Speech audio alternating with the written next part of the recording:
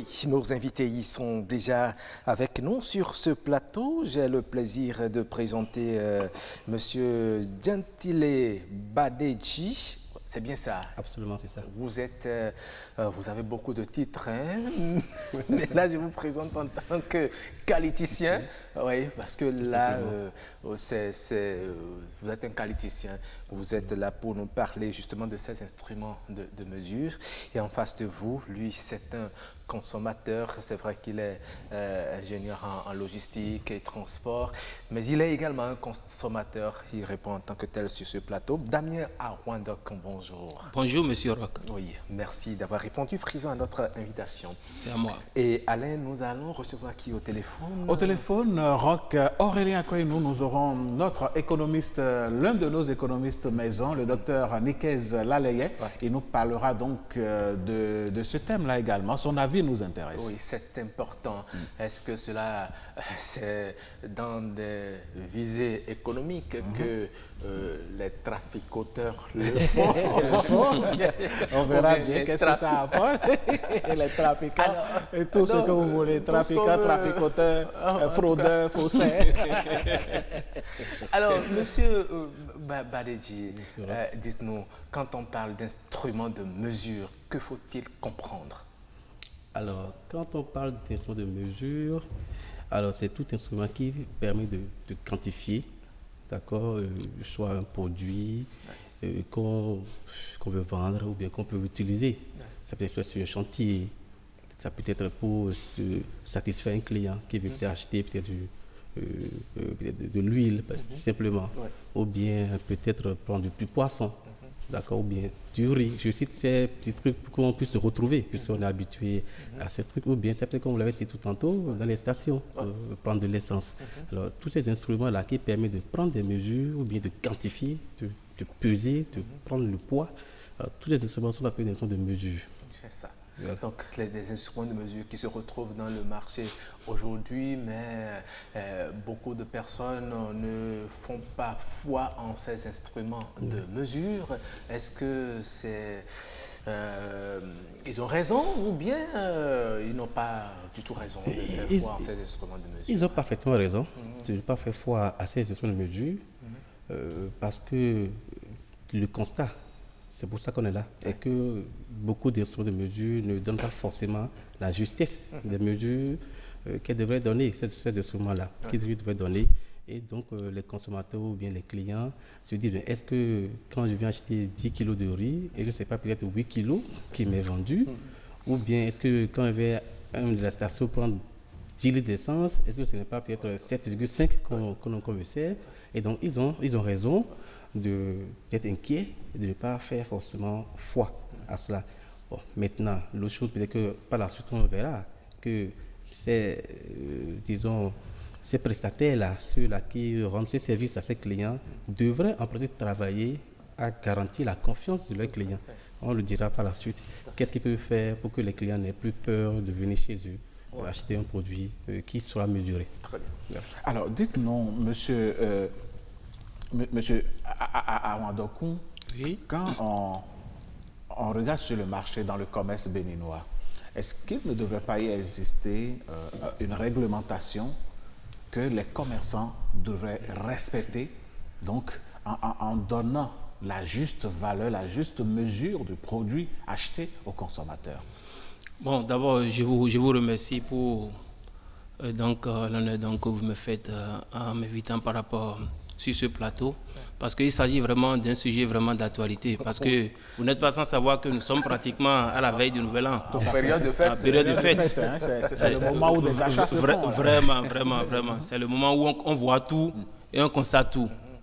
Et je pense que nous sommes dans un état de droit et il a bel et bien une réglementation en la matière, parce que l'État ne peut pas...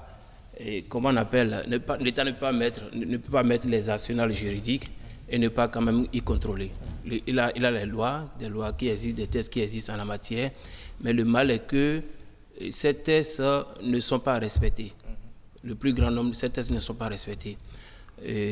Parce qu'aujourd'hui, par exemple, si vous vous levez et que vous allez peut-être même au niveau des supermarchés, bien sûr. Au niveau des supermarchés, vous allez peut-être faire des achats.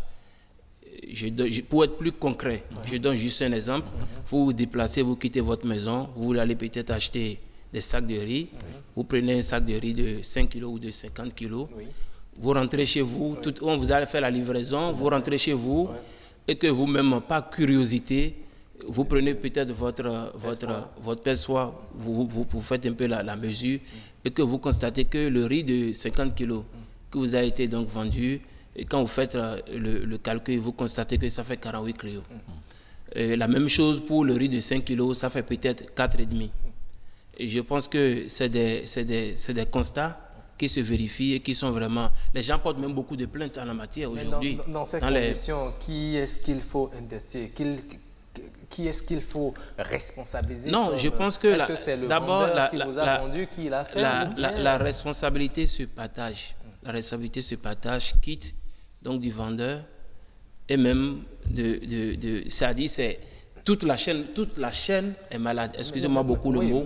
Toute la chaîne est malade parce que quand un exemple, quand vous commandez peut-être des sacs de riz et donc l'amateur vous envoie ces sacs de riz par peut-être le biais de notre port, on convoie donc des camions pour ramasser ces sacs de riz où on va peut-être stocker dans des magasins.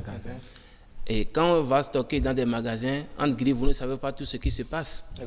Là, il n'a plus de contrôle. Il n'a plus de contrôle au niveau des magasins. Mais les gens utilisent ce qu'on appelle contrôleur. Non, les contrôleurs existent. Les contrôleurs existent. Non, mais il n'a pas, je dirais, il n'a pas un suivi. Ça, là, il faut avoir le courage de le dire. Il n'a pas un suivi. Parce que quand ces gens de riz, des sacs de riz stockés dans les magasins et qu'on déverse aujourd'hui sur le marché, vous comprenez à peu près tout ce qui se passe.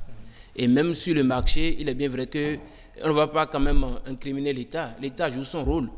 Mais ce qu'on constate, c'est qu'il y a un peu de légèreté, de rigueur au niveau des structures qui devraient contrôler ces genres de trucs-là. Monsieur Aronok, quand vous êtes un consommateur, vous avez donné des exemples tout à l'heure. Vous êtes allé acheter un riz de peut-être...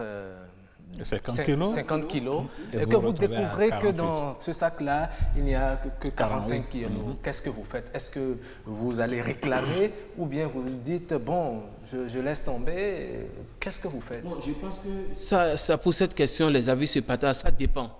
D'abord, si je dois quitter peut-être Calavi, prendre ma voiture et venir faire des achats en ville, à Tokpa par exemple, et que je me retrouve peut-être non loin de Calavi à Rodou par exemple, et que éventuellement je constate que le riz qui m'a été donc vendu de 50 kg, je retrouve 48 kg. Si c'est une première fois, je pense que je peux quand même accepter. Vous allez vous dire, bon, je paye juste 2 voilà, 2 kg de riz, je suis en train de payer 2 kg de riz, bon, c'est rien, mais c'est quelque chose quand même. Si ça doit devenir vraiment répétitif, là, c'est plus inquiétant. Là, je suis obligé vraiment d'aller là où j'ai acheté. Mais c'est pour cette raison vraiment qu'aujourd'hui, quand vous allez acheter à des endroits donnés, il faut essayer de vous fidéliser avec celui chez qui vous faites des achats. C'est très important. Vous allez essayer de vous fidéliser avec ce dernier, peut-être prendre son contact, échanger avec lui. Et s'il arriverait que vous rencontrez ce genre de difficultés, le mieux pour vous déplacer, vous pouvez juste l'appeler au téléphone pour lui dire voilà que vous avez fait tel et tel constat. Mais les endroits où vous n'arrivez pas à vous fidéliser, vous allez faire ce constat, je suppose, M. Badedji, que vous faites ce constat-là. Est-ce qu'il faut aujourd'hui demander aux gens de se déplacer avec leur pèse-poids? Vous achetez, vous mesurez. Que la mesure y est, quoi. Vous mesurez en même temps, quand ça ne fait pas le poids, vous dites non, je ne fais pas ça, vous retournez. Est-ce qu'il faut aller à cet extrême-là ou bien que... Non, ce n'est pas nécessaire. Ce n'est pas nécessaire de le faire. Et attention, il faut relativiser. Ah, d'accord. Ce n'est pas toutes les fois que c'est, disons, le vendeur qui a traficoté. Ça peut être même depuis l'usine. D'accord? N'oublions pas ça. Ça peut le être même chez nous. Peut-être de là, du pays où c'était importé ou bien de l'usine où ça a été conditionné. Mais M. Aronok, vous responsabilisez tout le monde sur la chaîne. Oui, bien sûr. À ce niveau, ce que peut-être l'importateur ou bien le supermarché devrait faire, c'est lorsque vous importez une grande quantité de riz, que eux autres aient les instruments de contrôle, déjà la réception, pour s'assurer peut-être pas vérifier tous les 10 tonnes de sacs de riz, mais pas échantillonnage, je suis qualiticien, pas échantillonnage. On prend, on vérifie si le sac fait vraiment 10 kilos ou 50 kilos. Est-ce que ce travail, c'est le rôle de celui qui a commandé la marchandise ou bien le rôle des autorités chargées du commerce dans notre pays? Il y a quand même une direction de la métrologie et des normes dans notre pays, non? Bien sûr, mais celui qui a commandé a cette responsabilité-là, il y a de garantir que ce qu'il est en train de vendre, d'accord, correspond vraiment à ce qu'a promis le client. S'il vend un sac de 20 kilos, il doit s'assurer que c'est vraiment un sac de 20 kilos. C'est d'abord sa responsabilité. Parce que si j'achetais 1 kilo, bon, comme l'a dit tout à l'heure notre ami, un sac de 50 kilos, et qu'après ça fait 48 kilos, je ne vais pas aller condamner l'ANM. Non, je vais là où j'ai acheté, et je dis, mais vous m'avez vendu un riz qui ne correspond pas à ce que j'ai acheté. Donc, c'est sa responsabilité de... Est-ce qu'ils peuvent vous croire? Oui, ils peuvent ne pas croire. Déjà, vu que vous êtes déjà parti, vous êtes revenu. Bien sûr, il y a tous ces paramètres-là qui fait que ce n'est pas forcément évident que si vous revenez, comme il a dit, avec le sac de riz, que le niveau de supermarché qu'on accepte. Mais la responsabilité revient d'abord au vendeur de s'assurer que ce qu'il propose au client correspond vraiment à ce qui est. Il y a une remarque. Oui. Le vendeur a vérifié. Son sac est aux normes. Oui. C'est le kilo qu'il faut. Oui. Mais lorsque vous arrivez chez lui, il y a un instrument en forme d'entonnoir avec un bout pointu que les gens mettent dans le sac. Mais moi, j'ai vu ça au marché dans Topa. D'accord? On met ça dans le sac et puis le bout pointu là ramasse le riz et puis au niveau de l'entonnoir, ça sort. C'est pour vous montrer la qualité. Mais quand on fait comme ça et qu'à la fin, sur 50 tonnes, 50 sacs de riz, on enlève deux mesures, le commerçant gagne d'un autre côté, mais c'est le client qui paie. Alors, comment est-ce que le client rentre dans ses droits quand il est floué de cette façon? Alors, quand il est floué de cette façon, vous comprenez que ce serait compliqué pour lui, parce que déjà, comme vous l'avez dit, M. Roch, on n'ira pas avec notre père espoir pour notre père pour dire qu'on va fuser. Donc, en fait, on se laisse gruger tout simplement. Bon, le client va peut-être se plaindre, mais bon, ou bien... Si, bien sûr, il va contrôler, parce que ça dit, mais est-ce qu'il a aussi là de quoi contrôler? À moins que les clients exigent qu'avant d'acheter, qu'on puisse peser le sac déjà dans un niveau, au lieu d'achat. Là, les clients peuvent commencer, tout à l'heure vous avez dit qu'est-ce que le client peut faire, les clients peuvent commencer par exiger, j'achète le sac de riz chez vous, mais démontrer que ça fait vraiment les 50 kilos. Voilà. Si nous commençons par faire ça, et même d'abord, les vendeurs aussi devraient commencer par faire ça, parce que ça va rassurer les uns les autres. Ils ont tout à gagner. Si je suppose que vous êtes un vendeur, que vous le faites, ça va pas circuler. On dit, ah mais chez lui, vous êtes sûr que vous achetez 20 kilos, c'est les 20 kilos. On vous démontre que c'est ça. Il y a une confiance qui s'établit entre le vendeur et les acheteurs. Bien sûr. Et là aussi, bien sûr, il y a encore d'autres paramètres. S'assurer que l'instrument de mesure aussi donne la vraie valeur. Certifié, bien sûr. Ah oui. Alors, en ce temps-là, ce qui peut faire quand même pour aussi plus donner confiance, et là, ce n'est pas seulement pour les riz, l'huile, tout ça, même pour les stations de service. Justement, tout ça. Parlons de stations-service. Oui. Moi, je me rappelle, Roch, quand on était plus jeune, il y avait les stations où c'est manuel, on met comme ça, et puis après, voilà, et après avoir servi, on redresse un peu le raccord et tout. Mais aujourd'hui, ce n'est plus le cas. Est-ce que, alors, on peut dire que, alors, est-ce qu'on peut dire au jour d'aujourd'hui, les nouvelles stations, les stations de nouvelle génération que nous avons aujourd'hui, où on vous met le montant et puis le nombre de, voilà, la quantité, et puis on vous met ça dans la voiture. Vous êtes sûr que vous avez eu les 50 litres que vous avez payés? Puisque là, le monsieur ne fait plus comme ça au-dessus. Non, même là, ça ne garantit pas la fiabilité. La seule chose qui garantit la fiabilité, c'est qu'ils aient étalonné leur pompe à essence. D'accord? Et l'ANM est là. C'est la structure qui est habilitée à étalonner et à garantir que votre pompe à essence délivre vraiment les sels d'essence. Comment le consommateur peut-il savoir que l'ANM est passé par étalonné Alors, les consommateurs peuvent déjà, par de ce testant qu'on n'est pas observé, vous verrez une étiquette de couleur verte collée aux instruments. À chaque instrument, l'ANM, quand l'ANM étalonne un équipement de mesure, l'ANM colle une étiquette de couleur verte sur l'instrument qui prouve qu'ils ont pris par là et qu'ils ont contrôlé, ils ont certifié que cet équipement-là produit fournit, bien délivre la quantité, la juste mesure donnée. Donc les clients, en principe, quand vous êtes dans les stations, vous pouvez dire qu'on n'a pas fait attention, demandez, mais votre expression n'est pas étalonnée. C'est ce qu'on peut dire à faire pour contraindre les, bien sûr. Mais après le départ de l'ANM, les gens peuvent changer. Voilà. C'est pas que les gens peuvent changer, les gens le font. Les gens le font. C'est juste pour rester en règle vis-à-vis de l'ANM. Mais quand l'ANM... Il y a la balance de l'ANM. Très bien. Et après, il y a la... Voilà, très bien, vous avez compris. Mais quant aux poissonneries, vous savez, parfois vous allez acheter de la viande ou bien du poisson, on vous met le poisson avec beaucoup de glaçons. De glace autour. Le truc est tellement congelé. Et puis, on vous met ça dedans. On vous vend à la fois le poids de la glace et le poisson. Est-ce que ça fait réellement le poids normal que vous avez demandé? Je pense que ça fait vraiment plaisir que nous échangions vraiment sur ces problématiques aujourd'hui. C'est très important parce qu'après tout, c'est le consommateur qui est grugé. Et c'est le consommateur qui paye le prix final. Et dans ces conditions-là, est-ce qu'il faut que le consommateur dise non, il faut que le poisson se déglace? Bon, voilà, c'est la question. Un poisson déglacé n'est plus de qualité. Voilà, n'est plus de bonne qualité. Donc, on ne peut pas vous vendre les poissons avec congelés. S'il est décongelé et qu'il est toujours frais et qu'il n'y a plus le lot de glace autour qui met son poids dessus, le poisson ou la viande reste toujours de qualité, non? Oui, mais on ne va quand même pas demander. Si vous voulez, vous attendez qu'on prenne le temps de décongeler. Voilà. Oui, mais il faut quand même aussi dire que, au fond, nous voyons seulement l'option où c'est le client qui est perdant. Mais le vendeur peut aussi être perdant.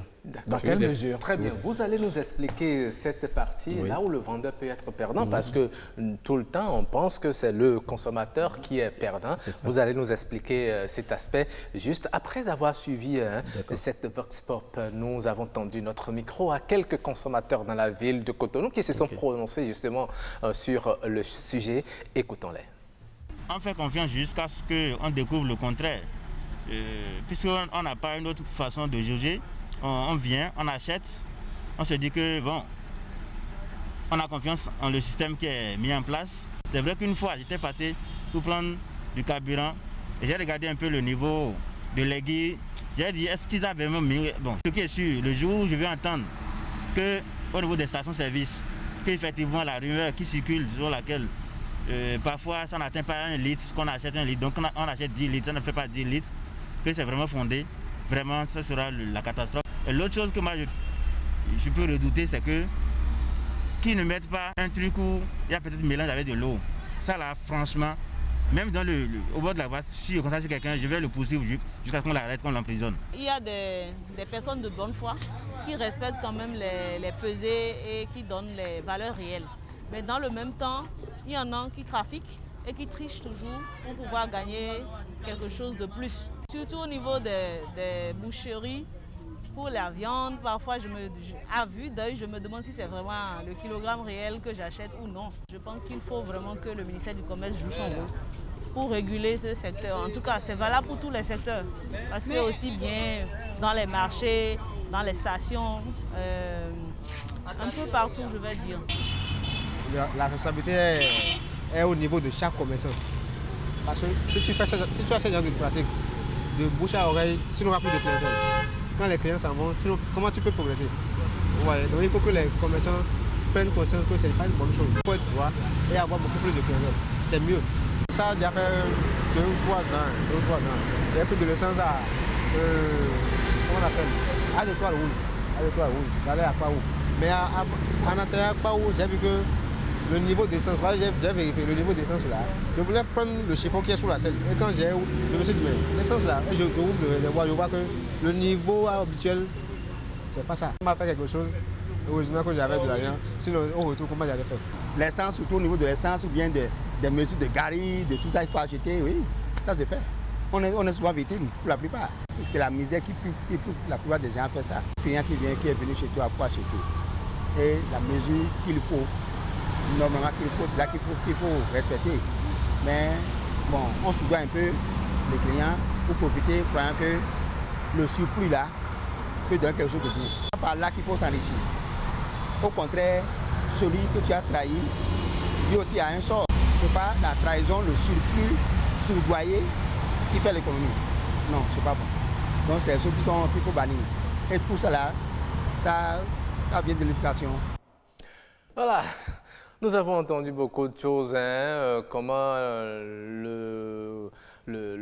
comment dit-on, le vendeur peut perdre sa clientèle si il se révèle qu'à son niveau, il y a souvent une diminution du poids. Ça fait partie des conséquences. Vous avez suivi les réactions des consommateurs. Qu'est-ce que vous en dites? Les consommateurs ont parfaitement raison. Il faut qu'exprimer ce qu'ils vivent tous les jours et ce qu'ils ressentent, ou bien c'est l'impression qu'ils ont. Des fois, ils ont l'impression que ce n'est pas la juste mesure. Ouais. D'accord, donc ils ont parfaitement raison et je pense que les uns les autres, surtout les vendeurs, ceux qui quand même livrent ces produits-là, ils ont tout intérêt en réalité à garantir que ce qu'ils vendent donne la juste mesure. Parce que comme je disais tantôt, ils peuvent aussi en être victimes. J'en viens dessus. Alors je prends juste une station d'essence qui met 10 000 d'essence. D'accord, que la pompe délivre 9, quelque chose, 95 litres, c'est ça que ça donne, délivre 12 litres. D'accord, délégré, mais bien sûr. C'est rare, hein? Ah, mais non, mais qu'est-ce que vous dites que c'est rare? Non, qu'est-ce que vous dites c'est rare? Nous ne voyons que peut-être l'option où, voilà. D'accord, donc ça peut arriver. Ouais. Si c'est arrivé par exemple, et qu'il n'a pas étalonné peut-être son instrument. Ouais. D'accord, okay. Ils sont en train de vendre de l'essence en surplus. Tout à fait. Ah, voilà, c'est à ses clients en pensant vendre vraiment la juste mesure. Je prends aussi peut-être si on vient au niveau de Gary ou bien des boucheries, le gars va acheter son pèse-poids là dans une boutique, ouais. D'accord, tout neuf, il n'a pas traficoté, mais l'instrument est venu déjà, il y a des défauts de fabrication. D'accord, il a acheté sa chose toute neuve, voilà. Mais la mesure que propose l'instrument, au lieu de 5 kg, en réalité, ça max 5 kg, mais c'est peut-être 6 kg. C'est ça. Il devrait y avoir un système de contrôle avant l'achat, non? C'est pourquoi ils ont tout intérêt à aller étalonner. Donc, en étalonnant, le commerçant lui-même, quand il achète son instrument de mesure, il doit l'amener au niveau du service pour certifier. Garantir c'est pour d'abord sa sécurité. C'est pour sa propre sécurité d'abord, parce que des fois, on croit que c'est... en n'étalonnant pas ou bien que c'est forcément le vendeur qui traficote. C'est vrai, les gens peuvent le faire volontairement. Ça, il y a des malveillants qui le font. Mais pour ceux qui, naturellement, veulent être honnêtes, ils courent le risque de peut-être aussi vendre en surplus et percevoir moins. Donc, comme je dis, ils ont tout intérêt vraiment à l'étalonner. Ça rassure le client qui voit l'étiquette de l'ANM, qu'il faut d'abord sensibiliser la population pour ces petits constats. Et lui aussi, c'est que, bon voilà, je suis honnête, je suis juste envers mes clients, qui en réalité, ils seront sûrs que quand on vient chez lui, on est sûr de la quantité de produits vendus, de bouche à oreille, les gens préféreront peut-être venir vers lui que d'aller ailleurs. Alors, Monsieur Aronokon, est-ce qu'il est envisageable que quelqu'un qui constate par exemple que l'instrument de mesure est étalonné, mais qui est arrivé à la maison, constate que ça ne fait pas le poids normal du produit, est-ce qu'il peut porter plainte ou bien qu'est-ce qu'il peut faire dans ces conditions pour manifester sa colère? Je pense que si vous êtes en face d'un tel cas d'espèce, la loi vous oblige à porter plainte. Vous allez porter plainte parce que là, il s'agit donc du vol. Ok, il s'agit donc du vol. Vous devez porter plainte. Et je pense que cette plainte a des chances d'aboutir. Bon, au fait, ça dépend. Ça dépend. Il est bien vrai que bon, c'est des infractions. Ça va être un peu comme le procès du grain de maïs devant le coq. Non, pas nécessairement. C'est des plaintes normales en temps normal qui devraient aboutir et servir d'exemple pour d'autres. Je voulais revenir un peu par rapport à ce que monsieur, rappelle-moi donc le nom, monsieur Baguidi vient de dire tout à l'heure, parce que c'est très important qu'il faut expliquer aux téléspectateurs. Je suppose un instant que vous avez peut-être une société de poissonnerie et que vous vendez peut-être des poissons, ok? Et en temps normal, juste après l'ouverture donc, de la société, vous devez amener votre pèse au niveau de l'ANM. Et l'ANM se chargerait donc de vérifier si ça répond vraiment aux normes. Voilà. Et quand les normes vérifient, même, ils mettent même leur logo, des insignes. Voilà. Et le constat, c'est que quand vous quittez l'ANM, automatiquement, vous rejoignez donc votre société. On constate que si c'est par exemple un carton de poisson que vous vendez, vous constatez que vous vendez le carton de poisson, mais que vous n'arrivez même pas à trouver le prix de revient. Donc, quand vous quittez l'ANM, vous rentrez dans votre société, et je n'arrive pas à comprendre l'esprit qui anime donc les vendeurs à pouvoir dérégler ce que l'ANM a jugé normal. D'accord, très bien. Nous allons revenir à vous tout à l'heure puisque notre économiste est déjà en ligne. Docteur Dinkez Lalaye, bonjour, vous êtes en ligne dans cette émission. Oui, bonsoir monsieur le journaliste et également bonsoir aux invités qui sont sur le plateau. Voilà, vous savez, nous parlons aujourd'hui de ces instruments de mesure qui sont truqués dans nos marchés. Dites-nous, un instrument de mesure qui est truqué, c'est dans quel objectif? Est-ce que c'est pour faire des bénéfices ou bien dans quelle intention cela se fait, monsieur l'économiste?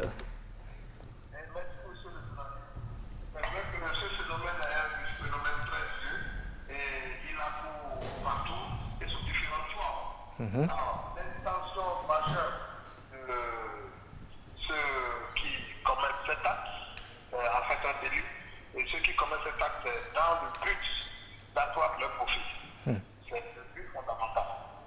Alors, des vendeurs qui se livrent à cet acte, est-ce qu'ils sont conscients? Parce que tout à l'heure sur le plateau, il a été dit, lorsque vous avez vos instruments de mesure que vous ne faites pas certifier, eh bien, cela peut induire également ces conséquences-là. Bien, et c'est là où nous devons voir qu'il y en a qui font ce jeu de façon inconsciente. Ils ne savent pas que des instruments qu'ils utilisent ne sont pas dans les normes. Et par conséquent, ils ne savent pas qu'ils sont en faute. Mais en fait, ils ne sont pas en faute parce que, comme a dit quelqu'un sur le plateau, ils devraient vérifier la nature de l'instrument qu'ils sont en train d'utiliser dans la population. Donc, tant que ce n'est pas le cas, même si c'est indépendamment de leur volonté, c'est une erreur, c'est condamnable et puis ils en sont responsables. Parce que le gain qui en découle les profite. C'est ça. Alors, mais quelles peuvent être les conséquences de ces instruments de mesure trafiqués sur le marché? Bien, et les conséquences peuvent être multiples et amplifiées.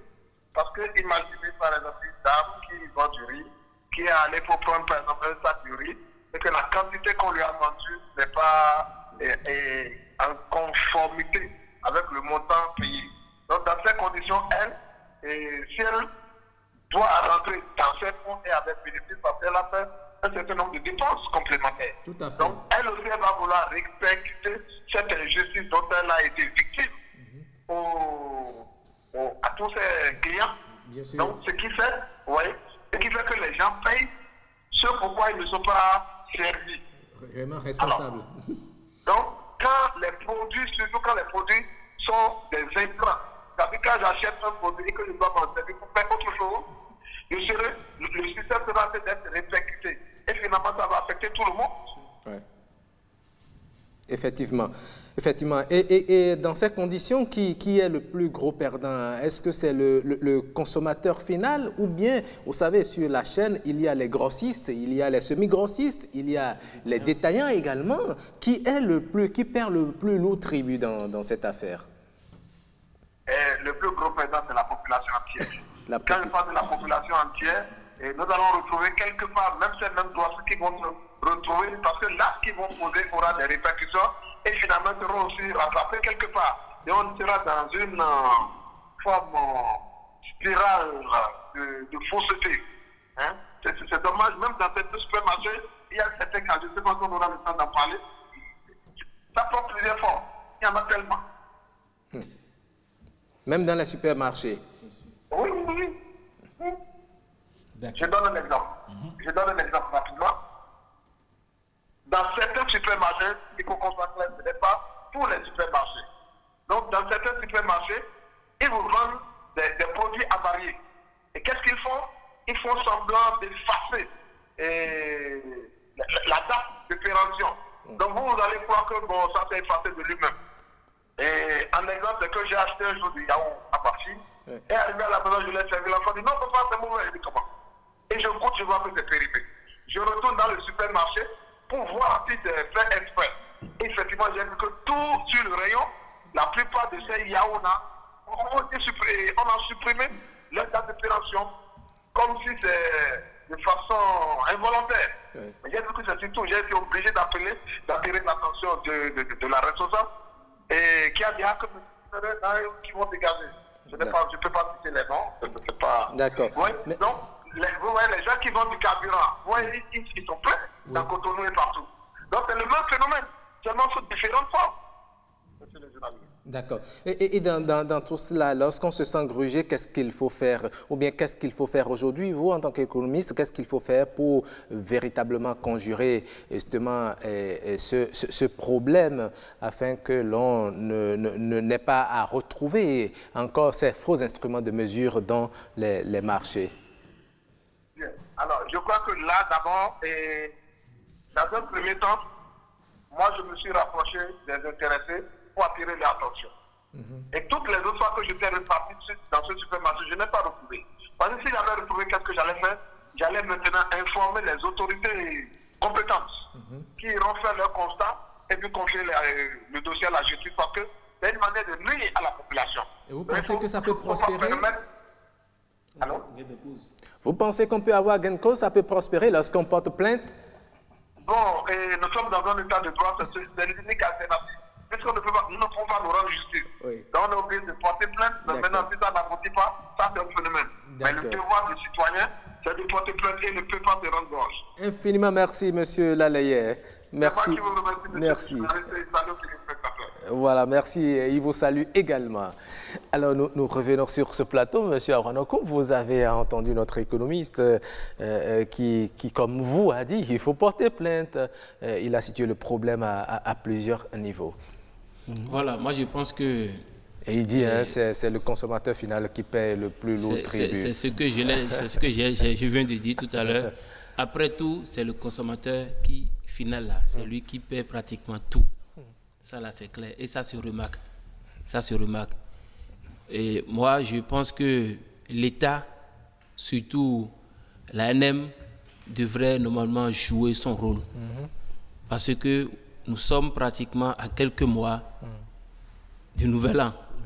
S'il a manque de ressources humaines ou s'il faut multiplier les équipes, il faut les multiplier et aller faire des visites inopinées sur le marché. Oui, mais à quoi servent ces visites inopinées dont vous parlez quand on sait que pratiquement la structure chargée donc, de faire ces contrôles est amorphe à la limite? Non, mais vous savez, les visites inopinées sont des visites vraiment indispensables. C'est capital. C'est capital parce que si aujourd'hui vous vous rendez au niveau de l'ANM, je ne suis pas dans leur secret, mais vous allez constater qu'il a vraiment manque de ressources humaines. Ça là, il faut avoir donc le courage de le dire. Parce que si l'ANM aujourd'hui devait déployer des agents sur toute l'étendue du territoire, surtout au niveau de nos grands marchés, imaginez un peu à peu près ce qu'on va débloquer comme fonds. Mais vous savez, il y a, parlant des instruments de mesure, il y a un instrument auquel on ne fait pas souvent attention. Nous sommes en période de Covid-19 et lorsque vous voulez entrer dans une salle, même dans les supermarchés, il y a de ces agents-là qui ont leurs instruments, leur thermomètre pour prendre votre température. Est-ce que ces appareils-là sont de bonne qualité? Si jamais ce n'est pas de bonne qualité, que on vous trouve 38 degrés directement, ou est-ce que ça peut entraîner? C'est exactement ça. En principe, tous ces instruments devraient aussi être étalonnés. Et c'est là peut-être que notre ami a raison. Il faut peut-être mettre toute une équipe et renforcer, bien sûr, le personnel, les moyens. D'accord, peut-être que dont dispose l'ANM, peut-être aujourd'hui, je dis peut-être, peut-être ne permet pas de couvrir tout ça. Parce que on ne leur fait pas un procès, mais on n'est pas là non plus pour les défendre, parce que là, ils sont appelés à faire leur boulot. S'ils ne le font pas, il va falloir qu'ils le fassent. Oui, bon, encore que j'ai eu la chance de connaître un peu quand même quelques personnes de l'ANM, je peux vous garantir qu'ils font du bon boulot, pour en tout cas ceux qui sont capables de faire en fonction de leurs moyens actuels. Mais ils n'arrivent pas à couvrir. C'est là que dangereux. Voilà. Et donc, effectivement, vous savez, on aurait pu avoir sur ce plateau des responsables de l'ANM. Malheureusement, ils sont tous sur le terrain, très loin de Cotonou. C'est ce qui fait que on n'a pas pu les avoir sur ce plateau. Voilà. Donc, c'est peut-être déjà qu'ils ont déjà commencé leur boulot. Je suppose que ça, peut-être qu'ils n'ont pas fait les contrôles inopinés, les inopinés, parce qu'on est en fin d'année. Et parce qu'il faut dire que la tâche, elle est immense. Et il faudrait peut-être que le gouvernement vraiment puisse les accompagner, leur donner les ressources qu'il faut, aussi bien ressources financières que côté ressources humaines, pour qu'ils puissent jouer pleinement et correctement leur rôle sur toute l'étendue du territoire national. C'est une doléance. Nous allons rapidement passer à la lecture de quelques messages parce que les téléspectateurs réagissent également au sujet. C'est un sujet qui les préoccupe très sérieusement. Il y a un téléspectateur qui dit ceci: vu les multiples cas d'abus de confiance ici et là, tous les instruments de mesure utilisés sur le terrain n'inspirent plus confiance aujourd'hui. Nombreux sont ces instruments qui sont manipulés et trafiqués. Le trucage est plus perceptible chez les détaillants, mais les grossistes ne sont pas à innocenter non plus. Chacun fait son business à son niveau. Tout le monde pratique la fraude à sa manière. Le vendeur d'essence Payor vous présente 1,5 litre comme 2 litres. La vendeuse de lait ou de sodabi y ajoute un peu d'eau. La bonne dame au marché mélange la farine de maïs à la poudre de crevettes, ou d'épices écrasées. Dis donc, le boucher ou la vendeuse de poissons trafique sa balance et ses poids. Le pompiste vous envoie plus d'air qu'il ne pompe de l'essence dans votre réservoir en réalité, etc. La fraude est partout dans le pays. Or, la parole de Dieu déclare: la balance fausse est en horreur à l'Éternel, mais le poids juste lui est agréable. C'est l'amour du gain facile, l'égoïsme, la malhonnêteté, l'absence de morale et le manque de crainte de Dieu qui conduisent à ce genre de travers. On pourrait réduire un peu le phénomène, mais difficile de l'éradiquer. J'ai acheté récemment un sac de 10 kilos de riz, mais arrivé à la maison, j'ai pesé et je n'ai retrouvé que 6 kg. Impossible de convaincre la dame. Que faire? Vous prenez votre mal en patience. Parfois, on peut revendiquer, surtout si vous constatez la supercherie immédiatement devant le vendeur ou la vendeuse. En tout cas, tous ceux qui se livrent à la fraude pensent qu'ils y gagnent. Mais tôt ou tard, ils le payent au centuple. Ils oublient qu'on ne triche pas avec les lois de la nature. Ils ignorent aussi qu'on peut tromper les hommes, mais personne ne peut tromper Dieu. Chacun récoltera ce qu'il aura semé. Il vaut mieux être juste et honnête et demander les bénédictions de Dieu. Eh oui, tout à fait. Un autre message, Aurélien Accoy-nous, un autre message dit ceci: bonjour à tous. Avec un pareil sujet, on n'en finira jamais tellement. Personne n'est sain dans cette affaire. Sur toute la chaîne commerciale, les commerçants trichent. Des grossistes aux détaillants. Seul le consommateur en fait les frais. C'est un fait courant de la vendeuse de riz à la poissonnerie. On vous gruge sur les quantités. Tu achètes 3 kilos de pommes de terre à la maison, tu réalises que c'est 2,5 kg qu'on t'a vendu. Tu vas faire quoi en ce moment? Tu vas t'énerver. J'en appelle aux autorités compétentes pour faire des vérifications inopinées afin de protéger le citoyen. Merci à vous aussi. Et voilà le message du téléspectateur que nous venons de partager. Ça montre combien le sujet intéresse et il est d'actualité. C'est vrai que nous sommes en période de fête. Le consommateur peut arriver à discipliner, par exemple, le vendeur, n'est-ce pas, au niveau des supermarchés, pour juste assurer à sa clientèle qu'on est crédible. Il y a des dispositions qu'on peut bien prendre à ce niveau. Alors, puisque vous êtes consommateur, aujourd'hui, dites-nous qu'est-ce qu'on peut faire, qu'est-ce qu'il faut faire pour rassurer le consommateur qui va acheter un produit quelque part, que c'est effectivement la quantité qu'il a acheté qu'on lui a servi. Bon, moi, je pense que d'abord, le téléspectateur a tout dit. Il a tout dit en un mot. Et je lui dis vraiment bravo. Et je viens de dire quelque chose tout à l'heure, que moi, par exemple, je n'achète pas n'importe où. En tant que consommateur, je n'achète pas n'importe où. J'ai des points de vente où moi-même, je me dirige pour aller acheter. Que ce soit au niveau des supermarchés, que ce soit même pour aller au marché, faire des achats. Moi-même, j'ai des endroits fixes que je me suis fidélisé avec ces gens-là. Si j'ai besoin de quelque chose, je me déplace chez eux.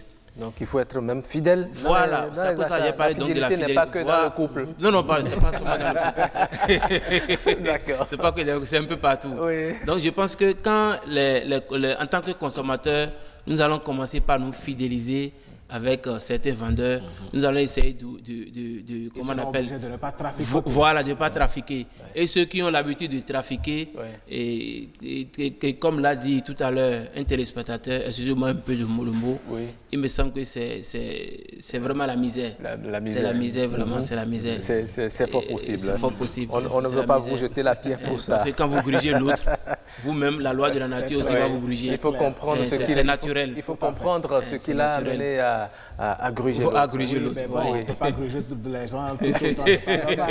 Oui, rapidement, quelques secondes pour votre mot de fin aussi. Alors, comme mot de fin, je pense que les autorités à divers niveaux doivent prendre des responsabilités. Il y a déjà une structure en place et ça c'est déjà très bien. L'ANM qu'il faut renforcer en personnel, en instruments, en moyens. Parce que c'est quand même celui qui fait quand même du bon boulot pour le peu que je sais. Alors, l'autre chose, c'est que c'est les vendeurs qui ont tout intérêt à rassurer le client. Tout à fait. Parce qu'ils sont les premiers responsables de la qualité de leur service.